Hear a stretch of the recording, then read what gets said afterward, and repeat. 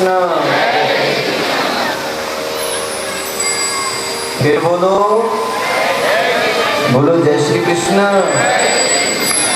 ऐसे थोड़ी बोलते हैं, नहीं तो मैं कैसा रिकॉर्ड करा दूंगा। फिर आप बोलो जय श्री कृष्ण।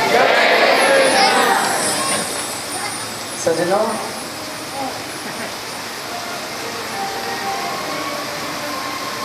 मनुष्य की सबसे बड़ी यही भूल है, चिंता ज्यादा करता है, चिंतन कम करता है।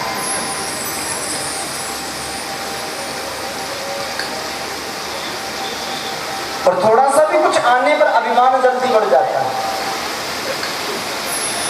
आदरणीय श्री सूत जी महाराज एक बार नैमिषारण्य क्षेत्र में पहुंचे, जिसको चक्रधार कुंड से नाम से पुकारा जाता है। नैमिषारण्य क्षेत्र में जाकर वहां पर 88,000 ऋषि निरंतर भगवान के ध्यान में बैठे हैं, जिनका एक ही लक्ष्य है, भगवान को पाना। आदरणीय श्री सूत जी महाराज जब वहां पहुंचे, 88,000 ऋषियों ने सूत जी को प्रणाम किया। सूत जी ने कहा कि हे ऋषियों, आपकी इतनी लंबी लंबी आयु है और मेरी आयु मात्र 20 वर्ष। आप लोग मेरे को प्रणाम क्यों कर रहे हो? मैं तो छोटा हूं। ऋषियों ने कहा कि सूत जी,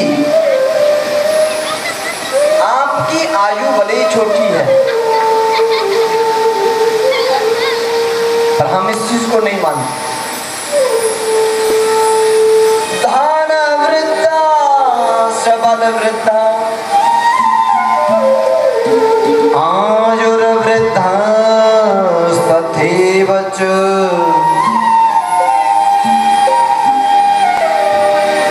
ते सर्वपि ज्ञानवृद्धश्च किंकरा शिष्य किंकर।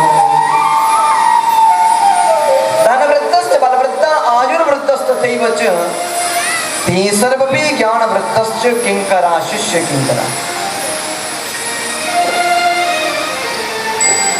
जिनके पास 4 पैसे ज्यादा आ जाएं,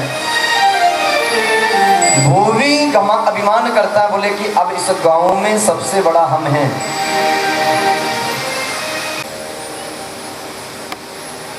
गांव में उम्र ज्यादा हो जाए,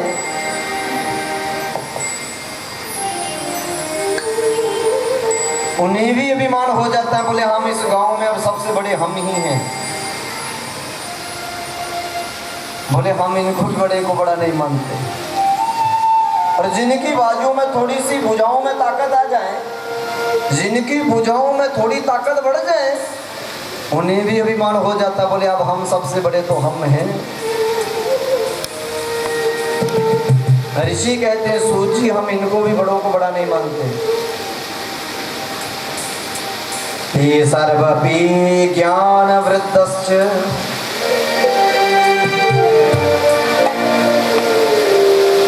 किंकरा शिष्य किंकर।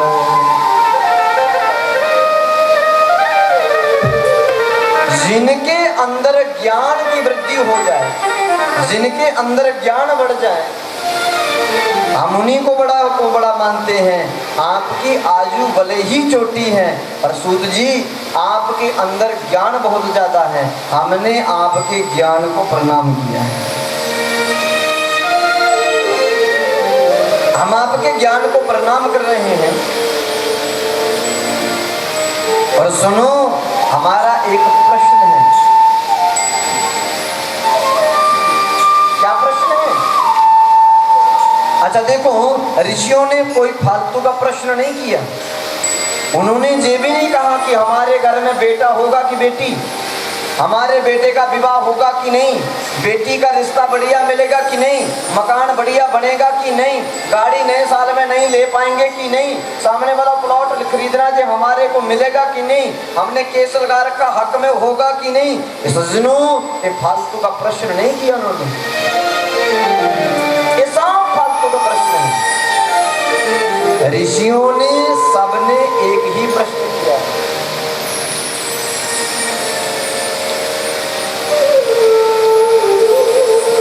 हे गुरुदेव,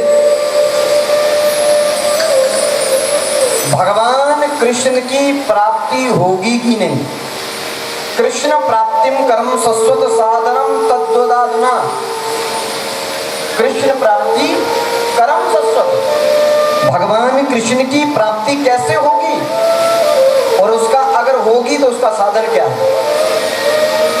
हमें भगवान कृष्ण की प्राप्ति होनी चाहिए और भगवान कृष्ण की प्राप्ति के लिए साधन क्या है वो बताओ।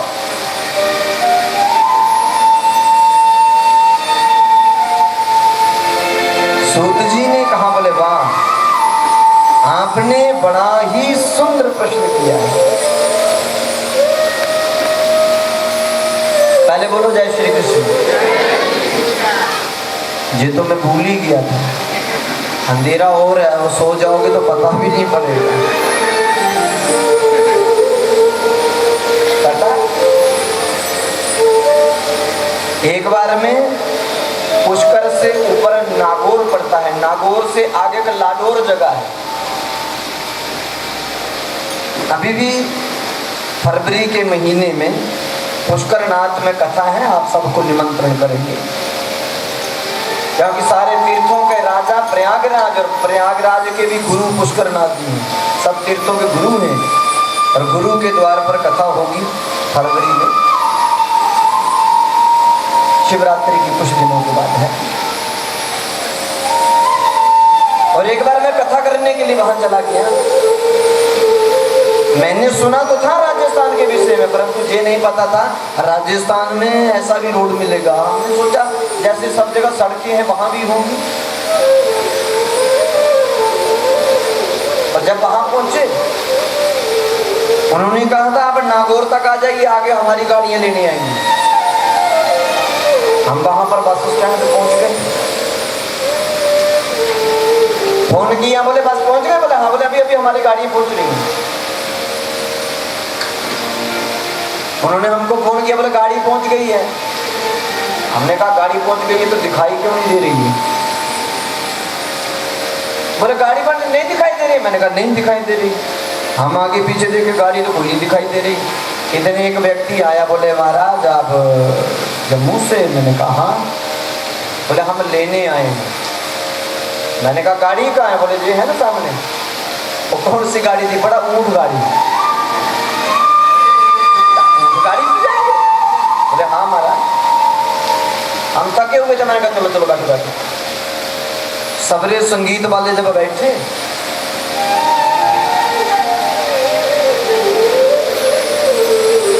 हम भी बैठने लगे। बोले महाराज इतनी बेइज्जती मत करो, आप क्यों बैठ रहे हैं? मैंने कहा क्यों? बोले आप थोड़ी इस पर अच्छे लगेंगे, आपके लिए तो मिनिस्टर गाड़ी आ रही है। मैंने कहा ये भी बढ़िया हुआ, ये तो बड़ा टाइम लगाएगी। हमने कहा मिनिस्टर गाड़ी लगाएगी। किसी मिनिस्टर ने अपनी गाड़ी भेजनी हो, 5 मिनट ही हुए वो वाली गाड़ी निकल गई।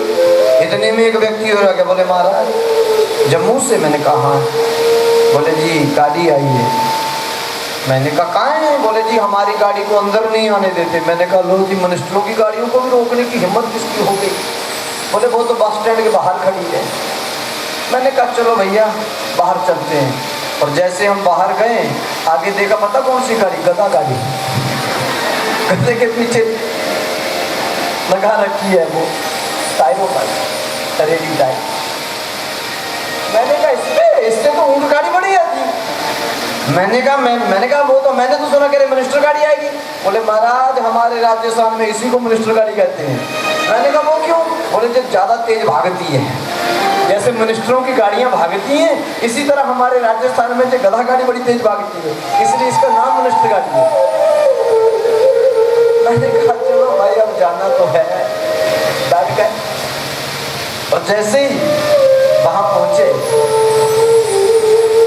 कथा प्रारंभ हुई। क्योंकि वहां पे रास्ता नहीं था ना, इसलिए वो गाड़ी चलती थी, क्योंकि सड़क तो थी नहीं। और जैसे ही कथा प्रारंभ हुई, 3 दिन की कथा हो रही थी। और और जैसे 3 दिन की कथा संपूर्ण करके हम निकलने लगे, एक माता जी खड़ी हो गई, महाराज बड़ी सुंदर कथा बांचे, अरे आप बहुत सुंदर कथा बांचे, आप बड़ी सुंदर कथा करते हो, बड़ा आनंद आता है। मैंने कहा माता जी बड़ी सुंदर कथा हुई? बोले हाँ बड़ा सुंदर। मैंने कहा कौन सी कथा अच्छी लग गई? कोई कथा अच्छी लग गई होगी। बोले महाराज, मैंने कहा कौन सी कथा अच्छी लगी? बोले इतना तो काना बहरी, मुझे एक भी शब्द नहीं सुनाई देता। मैंने कहा क्यों? बोले कानों से सुनाई नहीं देता, बहरी हूं। मैंने कहा अगर कानों से बहरी हो तो तुम्हें कैसे पता पड़ा कि कथा अच्छी हुई? बोले महाराज अनुभव किया। मैंने कहा क्या अनुभव किया? बोले महाराज सच बताऊं, रोज 2-2 गोली कंपोज की खाती हूँ तब भी नींद नहीं आती, पर आपकी कथा में ऐसा जादू देखा, कथा प्रारंभ हुई तो नींद आ जाती है। मैंने कहा बड़ी सुंदर कथा हो रही।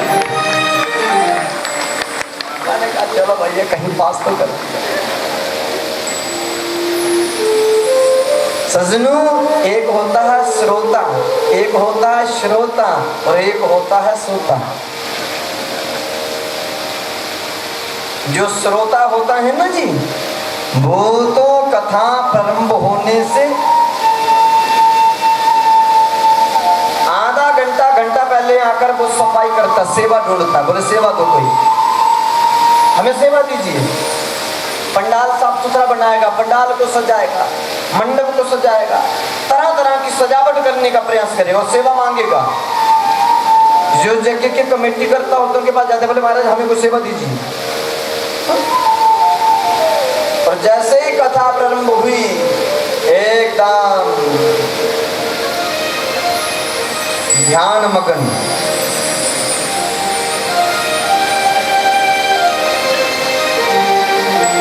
ये तो हो गया उच्च कोटि का श्रोता।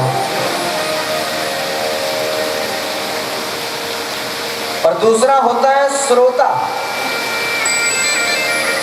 वो क्या करेंगे? देखेंगे, बोले जी 10 बजे कथा पूर्ण होनी है, 9:45 बजे चलेंगे। आकर खड़े हो जाएंगे, वहां खड़े होंगे, वहां बैठेंगे, बार बार घड़ी देखेंगे, पूर्ण नहीं हो रही।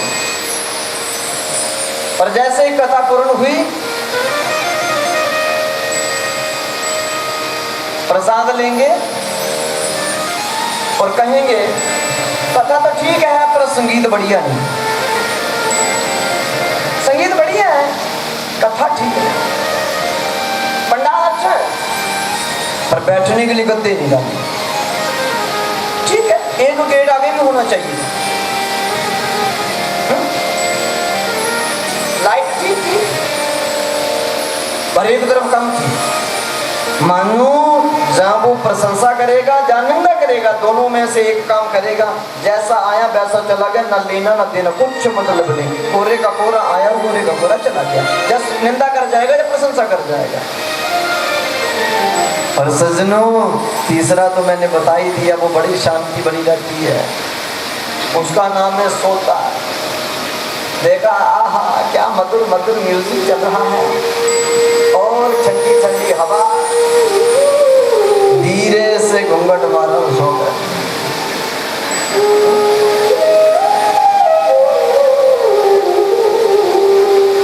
इसका नाम है सोता। और सजनों, कथा का लाभ मात्र श्रोता लेता है। ये तो मैं बाद में बताऊंगा, श्रोता श्रोता सोता कितने हैं इसमें। इसलिए तो बार बार जय श्री कृष्ण बोलता हूँ। बोलो जय श्री कृष्ण,